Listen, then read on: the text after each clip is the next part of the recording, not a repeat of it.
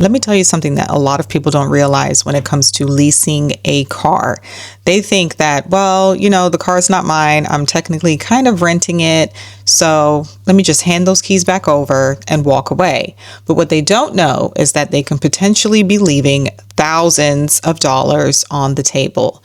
And let me explain that to you. There's something called lease equity. And understanding the concept of lease equity is going to completely change the game for you. I've talked about leasing a lot because I think that leasing can be a very strong potential financial tool if you understand the numbers. So today I'm going to explain what lease equity is, how you can get your equity out of your lease, how you can calculate it, find out if your car has equity, and what this means to the dealership if you decide to turn your car back in and walk away from that equity. And make sure you stay around to the end because I'm going to give you a real life example, give you the numbers so that if this scenario comes up with your own vehicle, you know what you're doing. So let's start with the easiest part. What is lease equity? Lease equity is basically the difference between your residual value on the car, basically how much left you have to pay on the car, versus what the current market value of that car is. So let's say your lease is ending, right? Your residual is $25,000. That's the rest of the payment that you have that you need to pay off the car. If you chose to buy the car, you would be paying the $25,000. And let's say the market value of your car at the time is $30,000. That means the difference between the residual, the 25 grand, and the market value, the 30 grand, is $5,000. You have $5,000 in equity in that leased car. I want to make something very clear. This is something I wrote down.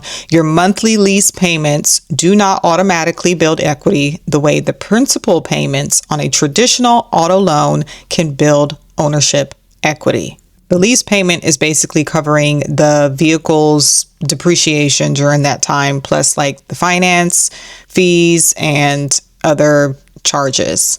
And that's why you can't say, I've paid $700 a month on this car and I've built $25,000 in equity. It doesn't work like that. The equity comes from the relationship between the residual value on the car and the current market value of the car. The distinction is extremely important for you to know. So why would you have equity if you don't own the car? And this is the number one question. People online have told me I'm lying. This doesn't happen anymore. This isn't COVID. Cars don't have equity. You don't have equity because you don't own the car. You're renting the car, blah, blah, blah. Okay. And I understand it might be a little bit confusing. So let me explain.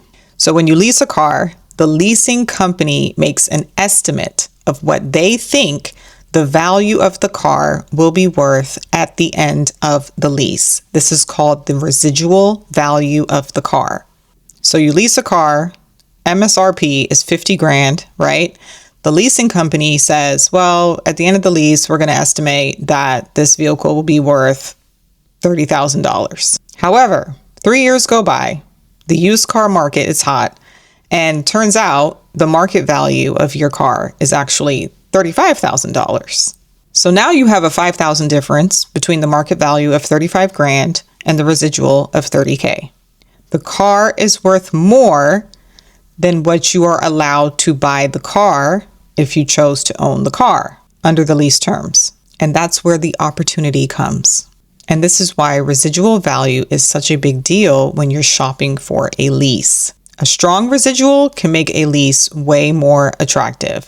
And I always tell people, you got to lease the right cars. Do your research.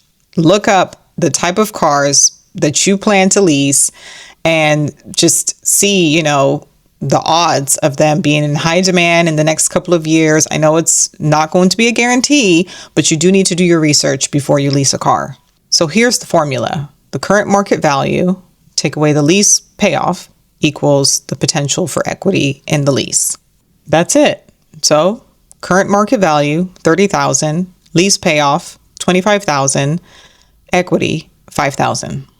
Now I said potential because you don't want to just look up a random number online and say, oh, I have $5,000 in equity.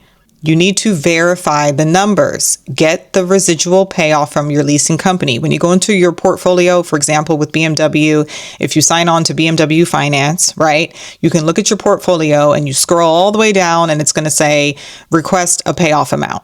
Click that button and it's going to give you exactly what your payoff is. And you can also request a letter and they will send the letter in the mail, but you want your exact payoff amount. And then you need to get multiple real world valuations for the car, the condition of the car, the mileage, the trim, the accident history, the location. And then I like to go on cars.com and see what comparable cars are selling for. I type in the same year of my car, the same make, same model, and kind of look at the car that kind of has maybe the same mileage, but I usually don't really focus on mileage for this. And I just see what they're selling for. So a car might come up in California selling for 30 grand. In my area, it might come up selling for 28 grand. I'm going to use what the nationwide selling price for the same make and model of my car is going for. And you got to remember that the trade-in value and the retail value are not necessarily going to be the same, because people always say, well, why would the dealership do that? Why would they take your car and give you money? Because one dealer might say, well, the car is worth $30,000. You might go to the BMW in the next neighborhood city and they might say, I think the car is probably worth $28,000. Then you might go on CarMax and get a private quote, and they might tell you your car is worth $32,000. So don't automatically accept the number that somebody gives you the first time. You do need to shop around and get offers from multiple dealers. Private is, I would say, about 90% of the time going to offer the most money, but it's a little difficult to go private because you got to consider taxes and all that, but I will explain that maybe later or in another video. So let's do an example, okay? So let's say you leased a $45,000 SUV, right? And you called a couple companies to maybe get the car appraised. You also called the leasing company who told you that the payoff amount of that car is $26,000. The first dealer tells you $30,000. The second tells you $31,000, and the third tells you $32,000. So let's say that you determined that the $31,000 quote is actually the market value of the car. So $31,000 market value, take away $26,000 of the payoff, gives you $5,000 in equity. Now, imagine if you're one of those people who just lease a car every 3 years, you turn it back in, you get into another lease, or you lease a car, you guys have multiple cars at home, and you were just going to turn it in anyway, walk away, and drive what you had at home. You left money on the table. You left $5,000 of equity on the table. There are so many people who lease cars and walk away.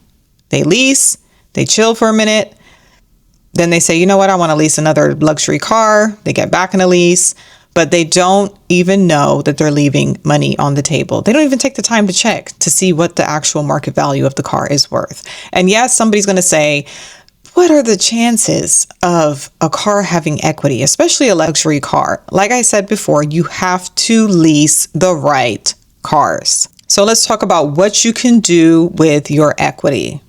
So say you love the car and you were actually considering buying it and the car has equity, that's even better. Your payoff is $26,000, but the market value of the car is $31,000. Buy the car. If you love it, it's a good car. Mileage is low. It's in good condition. There's no issues. Just make sure you consider the warranty, the financing costs, any maintenance that may come up down the road. The other option is to trade the vehicle, which a lot of people do. They get out of a lease and then they kind of like maybe day before the lease ends, they will trade and get into another lease. You can actually use that equity towards your trade-in if you wanted to. I don't really agree with down payments on a leased vehicle, but if you wanted to, you can use that equity as a down payment towards the next vehicle. But you can definitely trade in and use that money towards the trade-in. It can go towards the car payment. It can go towards whatever you want it to go towards. And don't let the dealership distract you with the monthly payment. They might say, oh yeah, we got a great monthly payment for you. It's $599. That's great. But what did you do with the $5,000 of equity that was in the car that I traded in for this car?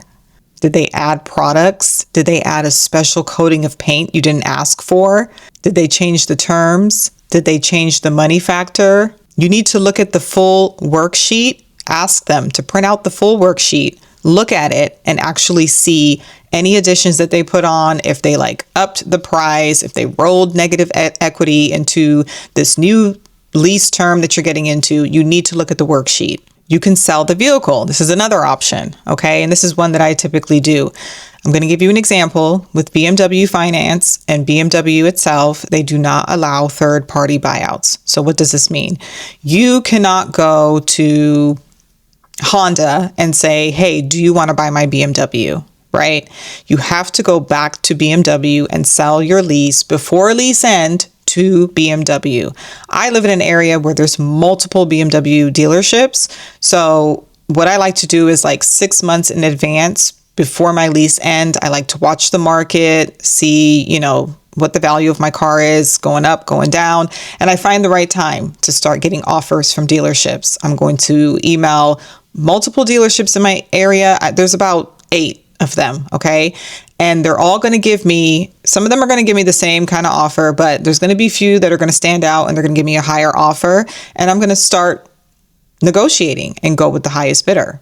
Now, you do need to look at your lease terms, your lease agreements, because after COVID, a lot of things did change and they did kind of like shut down the whole third-party buyout thing. I know with Honda, you got to sell back to Honda. Same with BMW. I think same with Mercedes-Benz.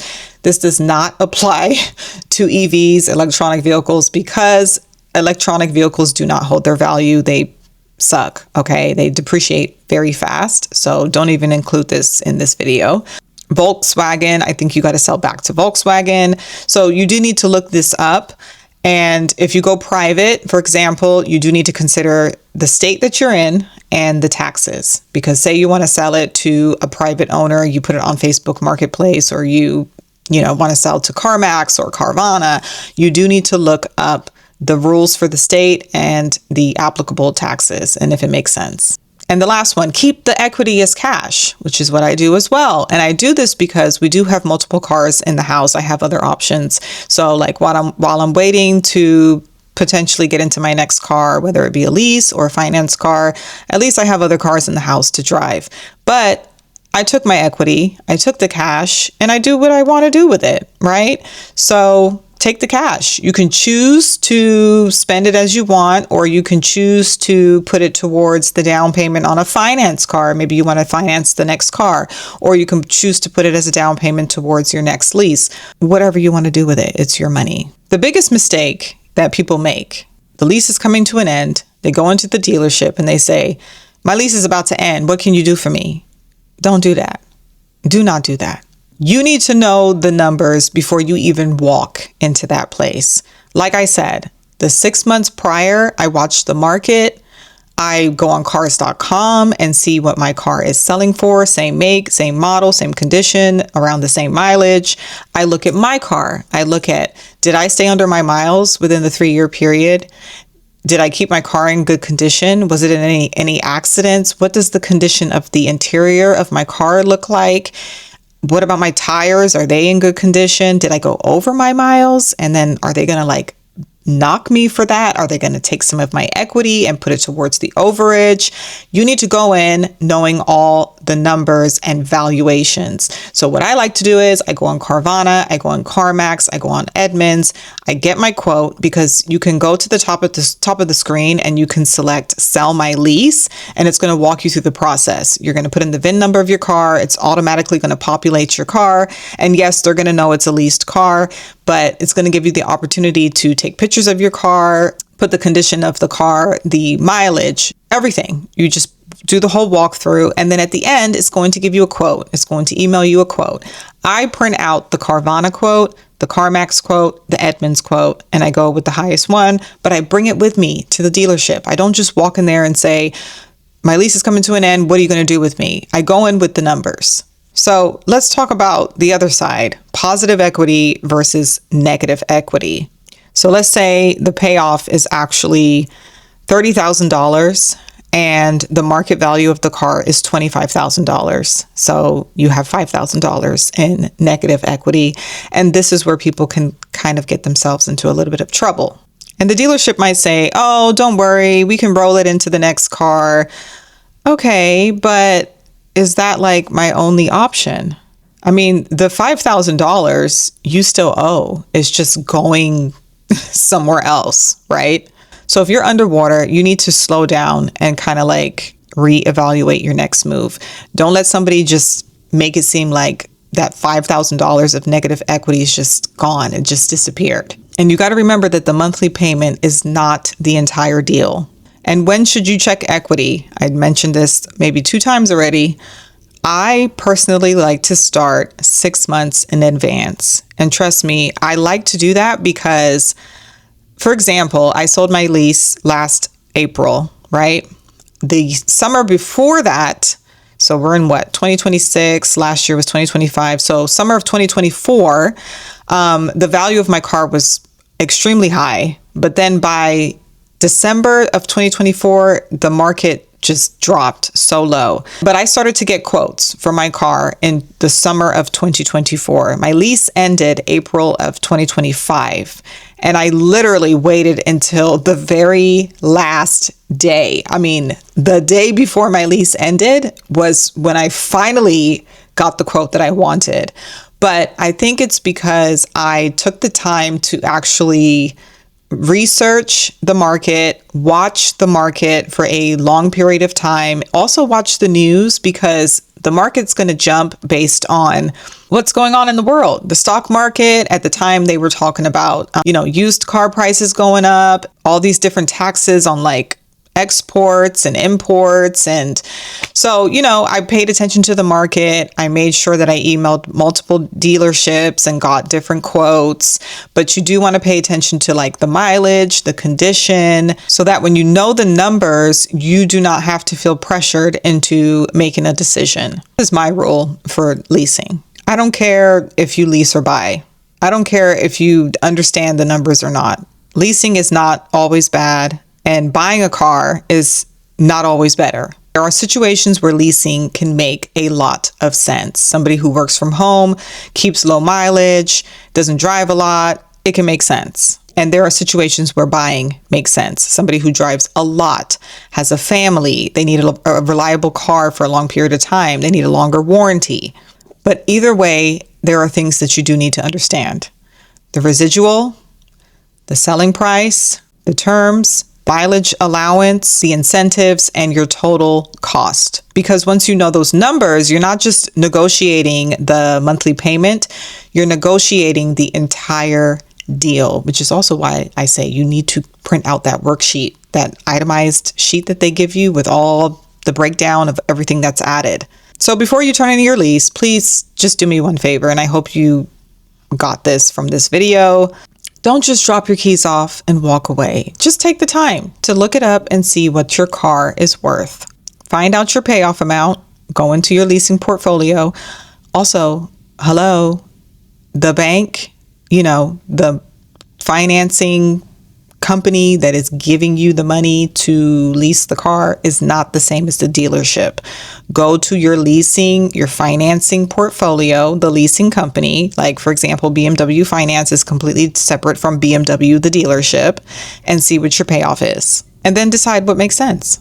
Because you may have no equity and you may have equity. And you may discover that you have thousands of dollars just sitting there. And if you want me to do a video on exactly like how I negotiate getting into a lease, comment lease below and I will break it down, what I say to the dealership, my research, the ins and outs, how can you negotiate the entire price of the car to get that monthly payment lowered without simply asking them what's the best monthly payment you're going to offer me. Because once you go in knowing the numbers, the dealership does not have nearly as much power as they think they do. I'm not here to tell you that you should lease. I'm not here to tell you that you should buy. I'm here to tell you to stop making expensive financial decisions because somebody told you this is a good deal, this monthly payment is a good deal. You got to get into it. So thank you for watching, and I'll see you in the next video. Toodaloo!